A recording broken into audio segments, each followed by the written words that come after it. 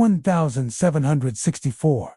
The remote, forested province of Gévaudan, France. It is a time of superstition and of wolves. But the creature that emerged from the woods was not a normal wolf. The first victim was Jean Boulette. She was found gruesomely torn apart. This was just the beginning. For 3 years, an unknown and highly intelligent beast terrorized the countryside. It didn't just kill, it hunted humans. It attacked over 200 people. It killed over 100, mostly women and children. The panic grew so great that the King of France, Louis XV, declared a national emergency and sent his finest soldiers to kill it. Tonight, we unseal the file on the greatest real-life monster hunt in history. The problem for the king's soldiers was that they were hunting an enigma. The witness testimonies were terrifying and consistent.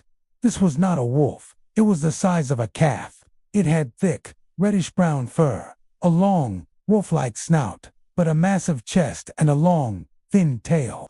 Most distinctively, a dark, black stripe ran down its spine. But the scariest part was its behavior. Wolves are shy. They fear humans.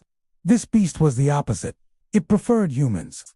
It would often ignore an entire flock of sheep to attack the shepherd. And it didn't just bite. It decapitated. It attacked with a frightening, surgical precision, targeting the head and the throat. It was also fearless. It would attack in broad daylight. It would take on entire groups of armed men. The panic in Gévaudan became a national embarrassment for France. The king could not protect his own people from a wolf. First, he sent Captain Diamo and 56 dragoons. They hunted for months. They were humiliated. The beast would attack just miles from where they were searching. It was toying with them. The king grew furious. He sent the Denevals, the 2 most famous wolf hunters in all of France. They also failed. Finally, the king sent his best man, Francois Antoine, the king's personal arquebus bearer. This was the 18th century equivalent of a super soldier.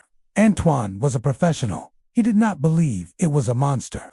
He believed it was just a very large wolf. And on September 20th, 1765, he got him. He and his men shot a gigantic 130-pound wolf. The case was closed. The wolf was stuffed. Antoine was paid his reward. The king declared the beast was dead. 2 months later, the killings started again. The same vicious attacks. The same focus on women and children. Antoine had killed the wrong wolf. Or, it was never just one wolf. The king was mortified. He had already declared victory, so he did nothing. He abandoned Gévaudan. The killings continued for 2 more years. The locals were on their own. They turned to a local farmer and hunter named Jean Chastel. The legend says that on June 19, 1767, Chastel went into the forest with a musket loaded with silver bullets. He sat reading his Bible, and the beast appeared. Chastel was not afraid. He finished his prayer. He raised his gun, and he shot the beast dead.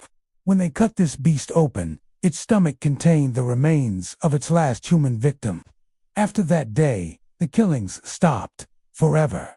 So, what was the beast of Gévaudan? The file is still open. Theory 1. A wolf pack. This is the simple explanation.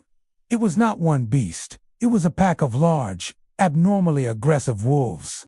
Antoine killed the pack leader, but not all of the pack. Theory 2. An exotic animal. Was it a hyena, a lion, a wolf-dog hybrid? Many 18th century nobles kept exotic menageries. Did something escape? A hyena would explain the massive chest and the laughing sounds many witnesses reported. Theory 3. The human element. This is the darkest theory.